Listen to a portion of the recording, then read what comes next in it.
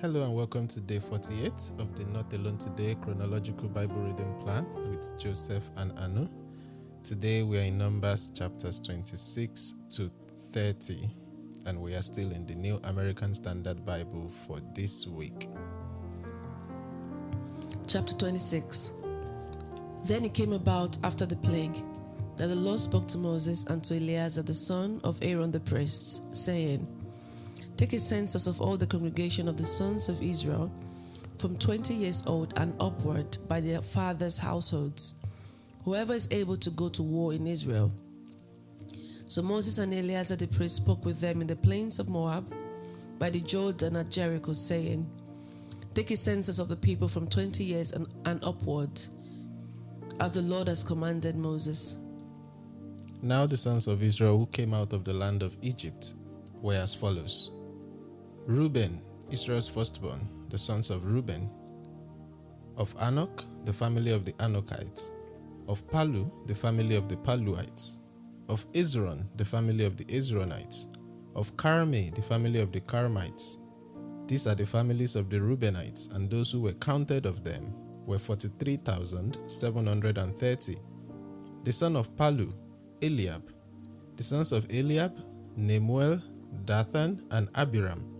These are the Dathan and Abiram who were called by the congregation, who fought against Moses and against Aaron in the group of Korah, when they fought against the Lord, and the earth opened its mouth and swallowed them up, along with Korah, when that group died, when the fire devoured 250 men, so that they became a warning sign.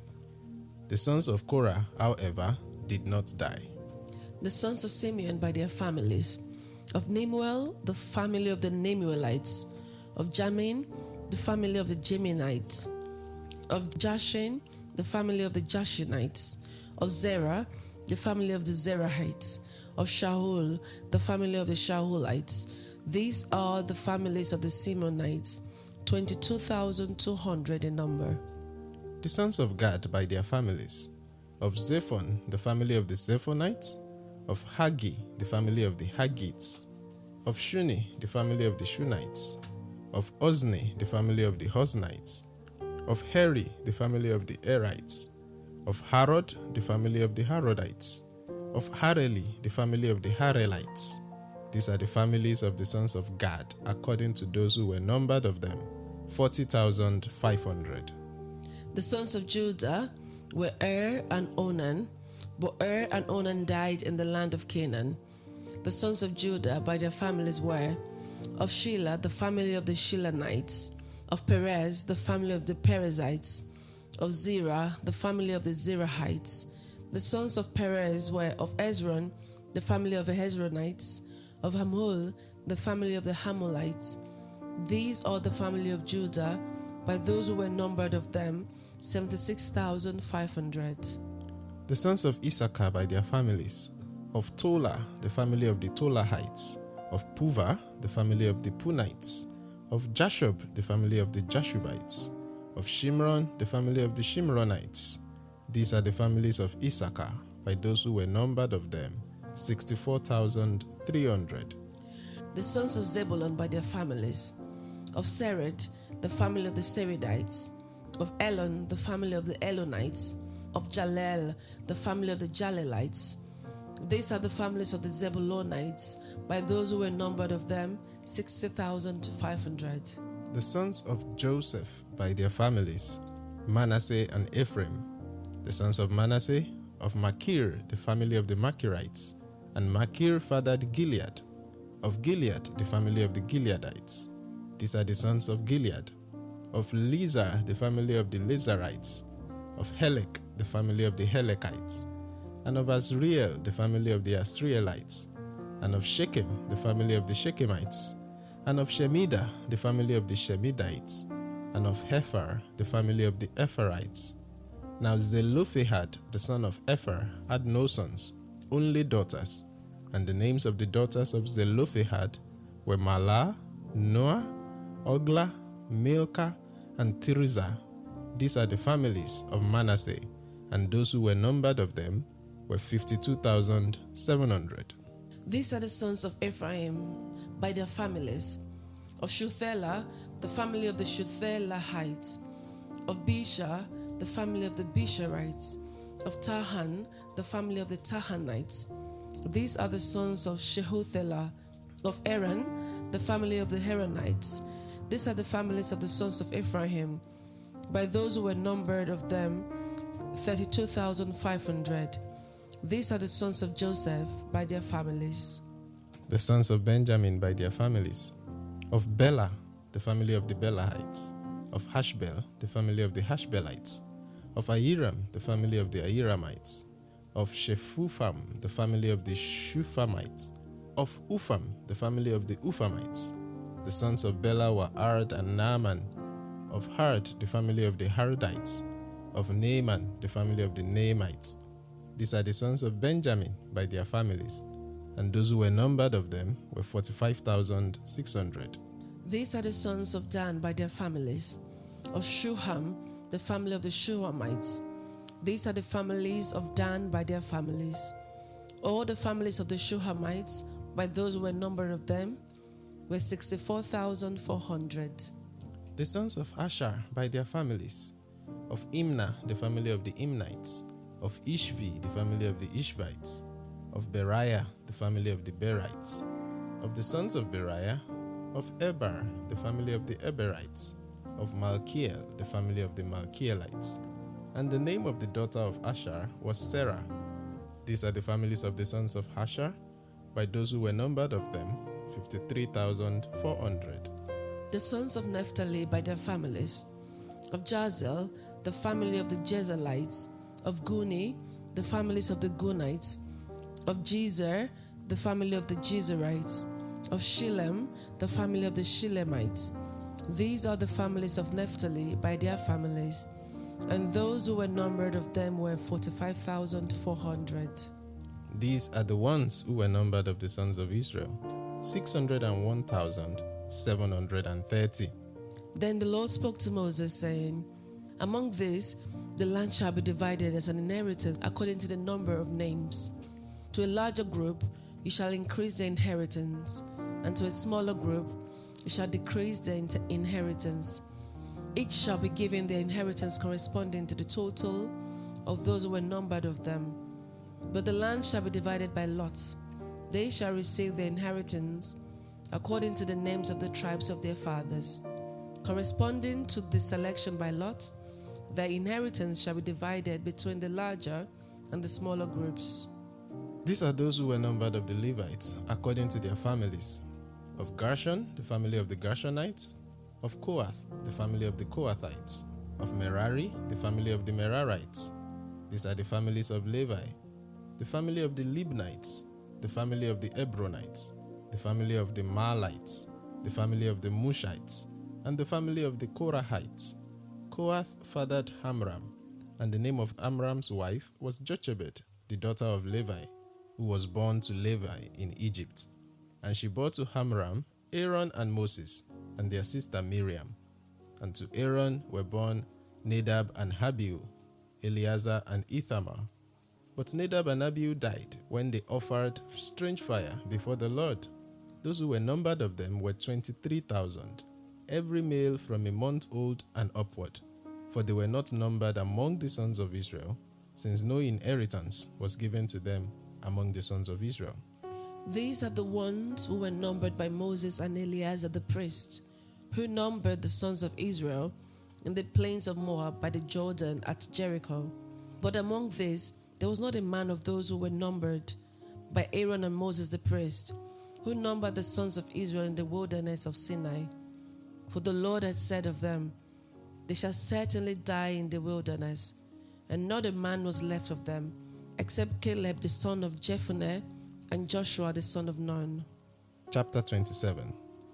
Then the daughters of Zelophehad, the son of Ephar, the son of Gilead, the son of Machir, the son of Manasseh, of the families of Manasseh, the son of Joseph, came forward. And these are the names of his daughters: Mahlah, Noah, Hoglah, Milcah, and Tirzah. They stood before Moses, before Eleazar the priest, before the leaders, and all the congregation at the entrance of the tent of meeting, saying, Our father died in the wilderness. Yet he was not among the group of those who gathered together against the Lord, in the group of Korah, but he died in his own sin, and he had no sons. Why should the name of our father be withdrawn from among his family simply because he had no son? Give us property among our father's brothers. So Moses brought their case before the Lord. Then the Lord said to Moses, the daughters of Zelophehad are right about their statements. You shall certainly give them hereditary property among their father's brothers, and you shall transfer the inheritance of their father to them. Further, you shall speak to the sons of Israel, saying, if a man dies and has no son, then you shall transfer his inheritance to his daughter. And if he has no daughter, then you shall give his inheritance to his brothers. And if he has no brothers, then he shall give his inheritance to his father's brothers. And if his father has no brothers, then he shall give his inheritance to his nearest relative in his own family, and he shall take possession of it. And it shall be a statutory ordinance to the sons of Israel, just as the Lord has commanded Moses. Then the Lord said to Moses, go up to this mountain of Abarim, and see the land which I have given to the sons of Israel. When you have seen it, you too will be gathered to your people, just as Aaron your brother was. For in the wilderness of Zin, during the strife of the congregation, you rebelled against my command to treat me as holy before their eyes at the water. These are the waters of Meribah of Kadesh in the wilderness of Zin. Then Moses spoke to the Lord, saying, may the Lord, the God of the spirits of humanity, appoint a man over the congregation who will go out and come in before them, and lead them out and bring them in, so that the congregation of the Lord will not be like a sheep that have no shepherd. So the Lord said to Moses, take Joshua the son of Nun, a man in whom is the Spirit, and lay your hand on him, and have him stand before Eleazar the priest, and before all the congregation, and commission him in their sight. And you shall put some of your authority on him, so that all the congregation of the sons of Israel will obey him. Moreover, he shall stand before Eleazar the priest, who shall inquire for him by the judgment of the Urim before the Lord. At his command they shall go out, and at his command they shall come in, both he and all the sons of Israel with him, all the congregation. Then Moses did just as the Lord commanded him. He took Joshua and had him stand before Eleazar the priest, and before all the congregation. Then he laid his hands on him and commissioned him, just as the Lord had spoken through Moses. Chapter 28. Then the Lord spoke to Moses, saying, command the sons of Israel and say to them, you shall be careful to present to me my offering, my food for my offerings by fire, of a soothing aroma to me, at the appointed time. And you shall say to them, this is the offering by fire which you shall offer to the Lord. 2 male lambs 1 year old without defect as a continual burnt offering every day. You shall offer the one lamb in the morning, and the other lamb you shall offer at twilight. Also a tenth of an ephah of fine flour as a grain offering, mixed with a fourth of a hin of pure oil. It is a continual burnt offering which was ordained on Mount Sinai as a soothing aroma, an offering by fire to the Lord. Then the drink offering with it shall be a fourth of a hin of each lamb. In the holy place pour out a drink offering of strong drink to the Lord. The other lamb you shall offer at twilight, as the grain offering of the morning, and as its drink offering. You shall offer it an offering by fire, a soothing aroma to the Lord. Then on the Sabbath day, 2 male lambs 1 year old without defect, and 2/10 of an ephah of fine flour, mixed with oil as a grain offering, and its drink offering. This is the burnt offering of every Sabbath, in addition to the continual burnt offering and its drink offering. Then at the beginning of each of your months, you shall present a burnt offering to the Lord, 2 bulls and 1 ram, 7 male lambs 1 year old without defects, and 3/10 of an ephah of fine flour mixed with oil as a grain offering for each bull, and 2/10 of fine flour mixed with oil as a grain offering for the 1 ram, and 1/10 of an ephah of fine flour mixed with oil as a grain offering for each lamb, as a burnt offering of a soothing aroma, an offering by fire to the Lord. Their drink offerings shall be half a hin of wine for a bull, and a third of a hin for the ram, and a fourth of a hin for a lamb. This is the burnt offering of each month throughout the months of the year, and 1 male goat as a sin offering to the Lord. It shall be offered with its drink offering in addition to the continual burnt offering. The Lord's Passover shall be on the 14th day of the first month. On the 15th day of this month there shall be a feast. Unleavened bread shall be eaten for 7 days. On the first day there shall be a holy assembly. You shall do no laborer's work, but you shall present an offering by fire, a burnt offering to the Lord, 2 bulls and 1 ram, and 7 male lambs 1 year old, that you have without defect. For their grain offering you shall offer fine flour mixed with oil, 3/10 of an ephah for a bull, and 2/10 for the ram. 1/10 of an ephah you shall offer for each of the 7 lambs, and 1 male goat as a sin offering to make atonement for you. You shall present this besides the burnt offering of the morning, which is for the continual burnt offering. In this way you shall present daily for 7 days the food of the offering by fire, of a soothing aroma to the Lord. It shall be presented with its drink offering in addition to the continual burnt offering. On the 7th day you shall have a holy assembly. You shall do no laborer's work.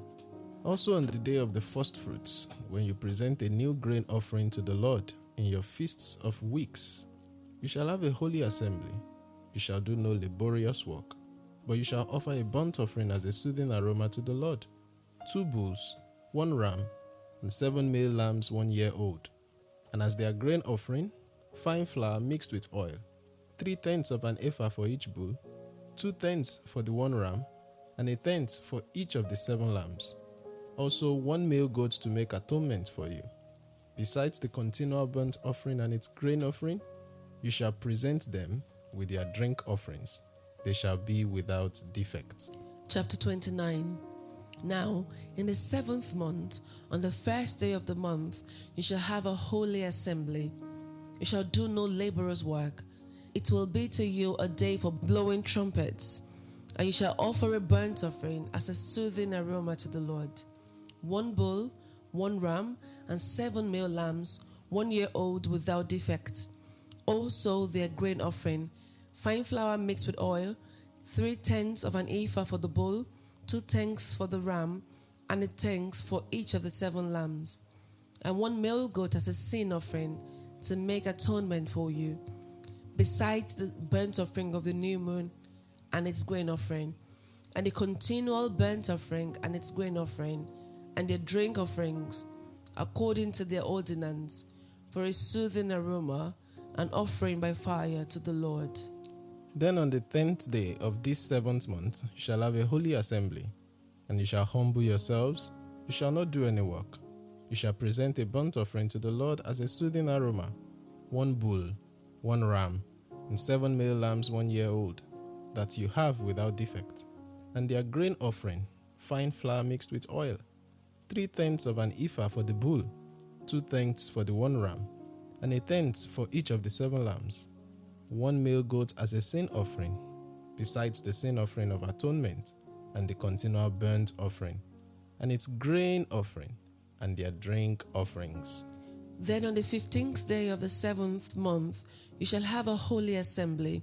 You shall do no laborer's work, and you shall celebrate with a feast to the Lord for 7 days.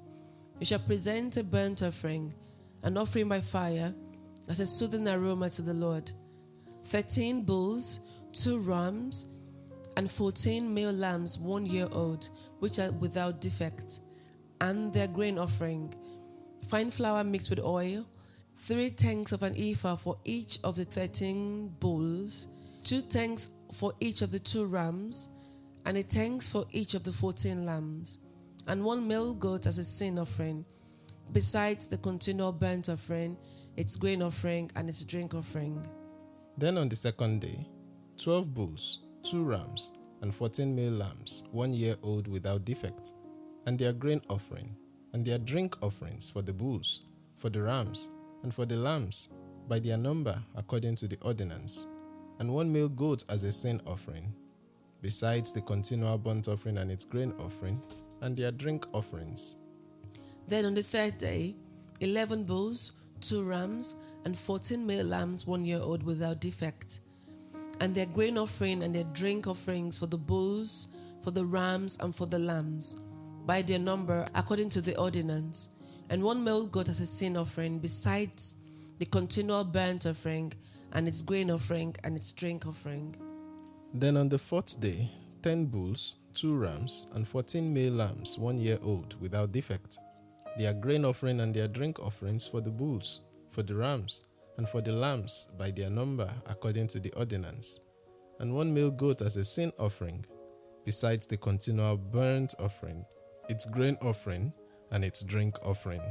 Then on the 5th day, 9 bulls, 2 rams, and 14 male lambs 1 year old without defect, and their grain offering and their drink offerings for the bulls, for the rams, and for the lambs, by their number according to the ordinance, and 1 male goat as a sin offering, beside the continual burnt offering, and its grain offering and its drink offering.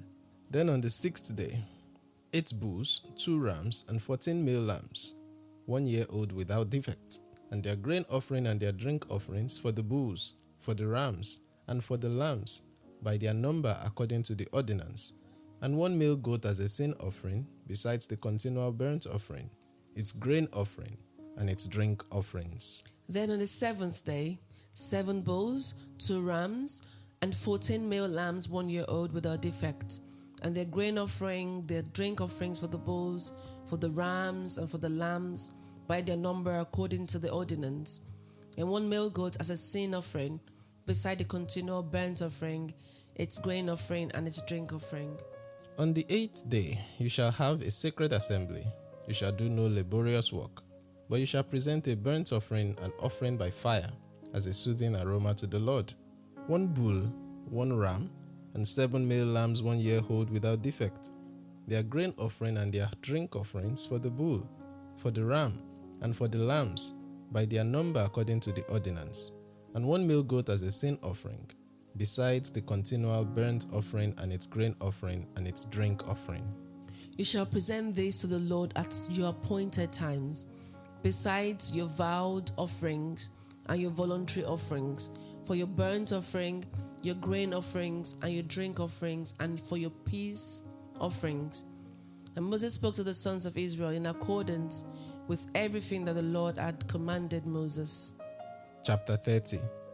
Then Moses spoke to the heads of the tribes of the sons of Israel, saying, This is the word which the Lord has commanded. If a man makes a vow to the Lord, or takes an oath to put himself under a binding obligation, he shall not break his word. He shall act in accordance with everything that comes out of his mouth.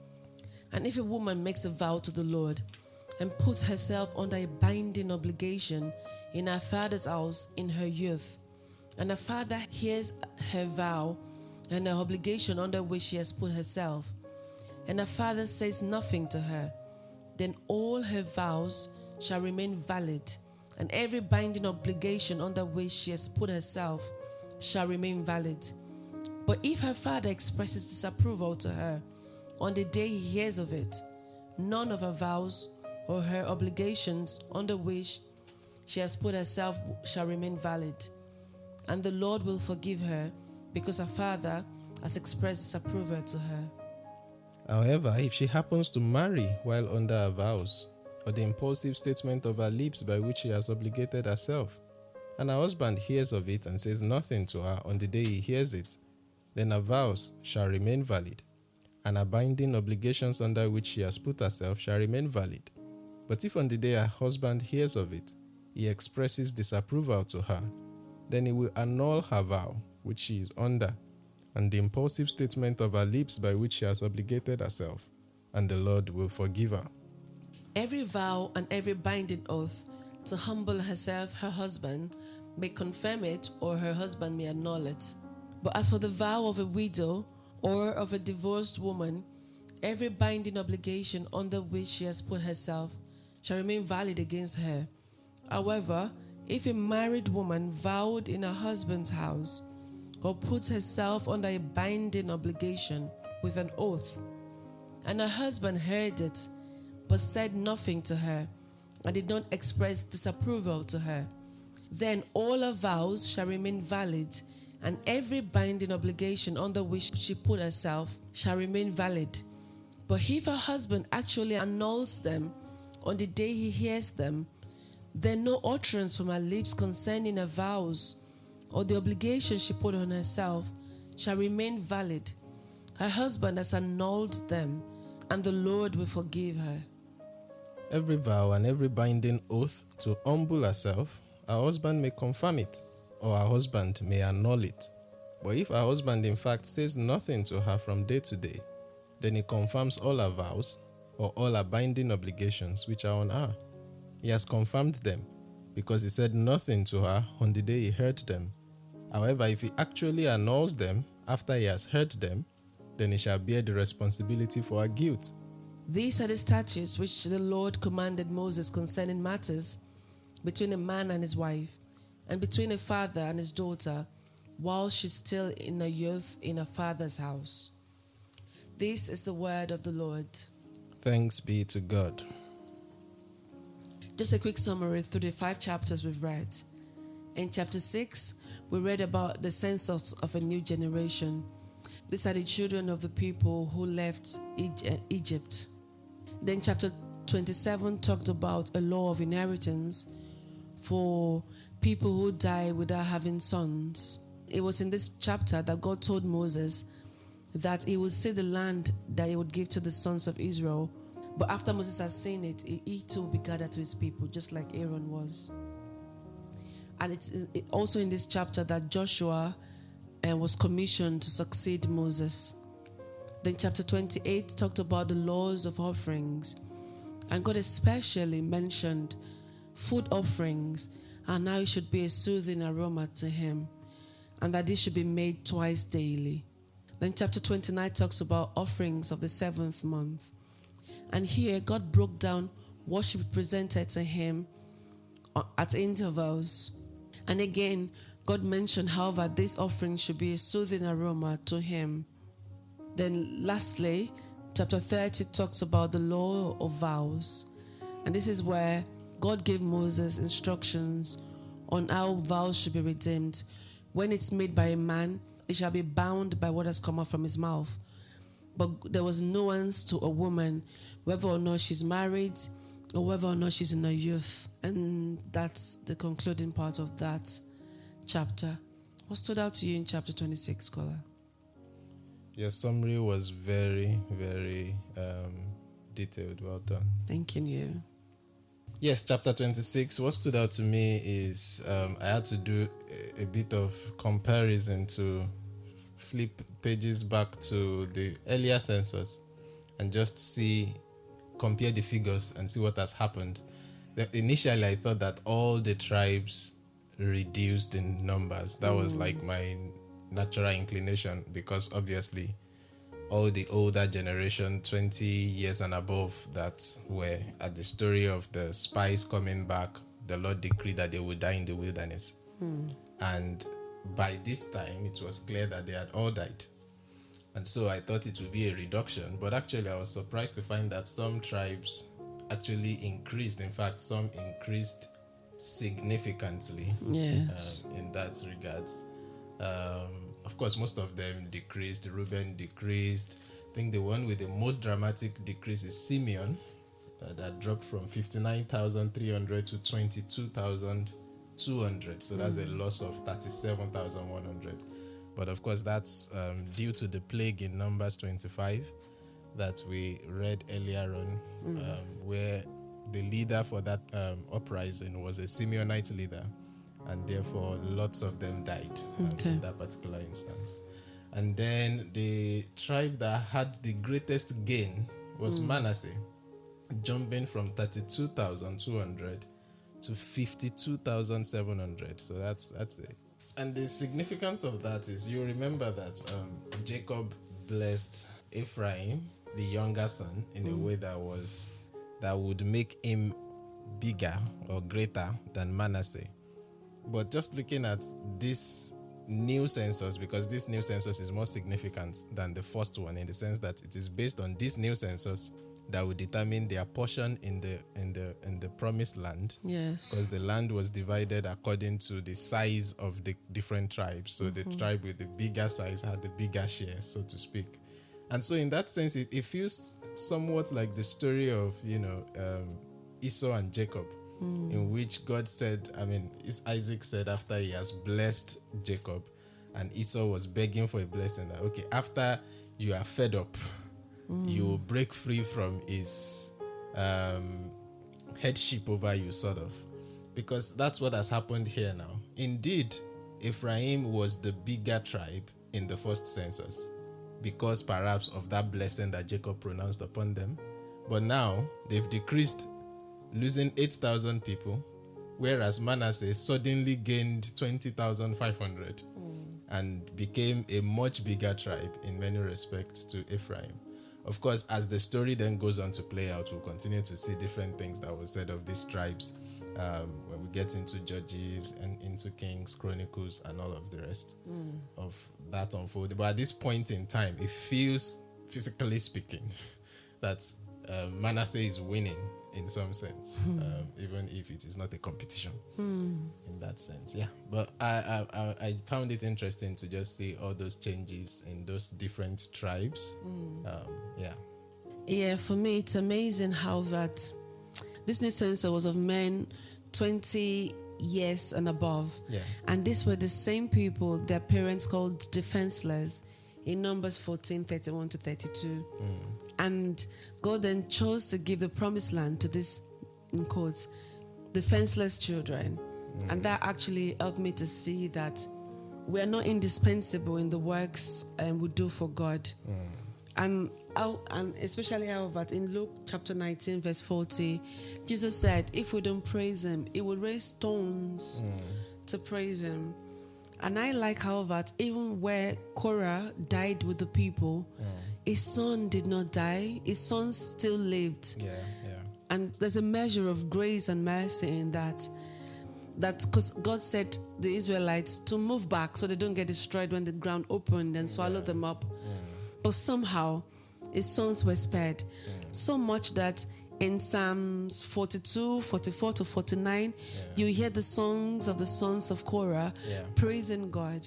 So, in as much as their dad rebelled, God still somehow grafted them into his household. And I found that very, very, I don't know what's the word, very good and relieving. Indeed. Yeah. And one thing that I also learned from this chapter is that we are always, when we participate in church activities, whether as leaders or members, we should always see it as a privilege, and that the weight of the responsibility does not stay on our shoulders. It is him who is bearing the brunt and calling us to be co-laborers with him. Yep. So I think just reading this chapter helped me to see that it's not all about you, or it's not about the work you do for God. We should see it as a privilege to participate. And that when we're doing the work, we do with all our zeal and our hearts, leaving the rest to him. And also, the last part that stood out to me was how that Korah was made a sign for others. And it reminded me of what Paul said in 1 Timothy, that sometimes it's good to rebuke people publicly as a warning to others. Okay. So what stood out to you in chapter 27? The very interesting story of the Zelophehad daughters. I'll let you go first. There's a saying that, a cultural saying among the Yorubas, that simply translates to the fact that if you cannot speak, it is the beginning, or maybe the English equivalent would be, a closed mouth is a closed destiny. But something like, if you cannot speak out, that is the beginning of misfortune. I'm glad that these ladies actually spoke out. Let's just say our mind and see what becomes of it. And I'm glad that God actually not only heard them, but also used their case as a template for other situations and even scenarios that are not exactly theirs, but that could be possible scenarios to to come up in the future. Yeah. How about you? What stood out to me is that it's not about women's rights or even social justice. These women, the 5 of them, were more interested in honoring their father's legacy and making sure that their own family are not shortchanged. And I like how that they qualified their father's death very specifically, that it was not part of the Korah gang. Yeah. That he died of his own sin. And one of the commentaries I read said the sin could be what God mentioned in Numbers 14. Those men 20 and above who came out from Egypt would not go into the promised land. Yeah. And if so, then the man and his family deserve an inheritance. And I so much like how God then, because of their request, made a lasting ordinance for that situation. And then, of course, the ordination, so to speak, of Joshua to take over also speaks volumes. Of course, Moses knew the end was coming. And when we cross into Deuteronomy, we see that long final speech, as it were, that he gave. But again, it reiterates part of the points we've mentioned in previous days reading about not grabbing onto power too much. Because when the Lord said, in fact, it looked like it was more or less his own initiative to ask God for his successor. When God said, you will be gathered, you will go to this mountain, you see the promised land, you'll be gathered to your fathers. But then he asked that, okay, so who will continue to shepherd these people? Don't let them be like a sheep without a shepherd. And that's desire for succession. I think it's commendable. Yeah. Yes. And I think the part I like about Joshua's commissioning was how God referred to him as a man in whom is the Spirit. Yeah. And that when Moses was going to commission him, he didn't commission him. There was no flair or noise about it. It was just the laying of hand to transfer some of his authority on Joshua. And it kind of it reminds me of how that we should be good stewards, in that as we observe and work in our maybe church activity or in our positions that we're given in church, we should also take time to also be a man in whom is the Spirit, and not just coast along in the old duty and assisting. But for Joshua to be claimed to be a man in whom is the Spirit must have been that he intentionally carved out space for him so much that God noticed that, and then said to him, "Is a man in whom is the Spirit." And that phrase kept ringing in my head whilst I was studying for this.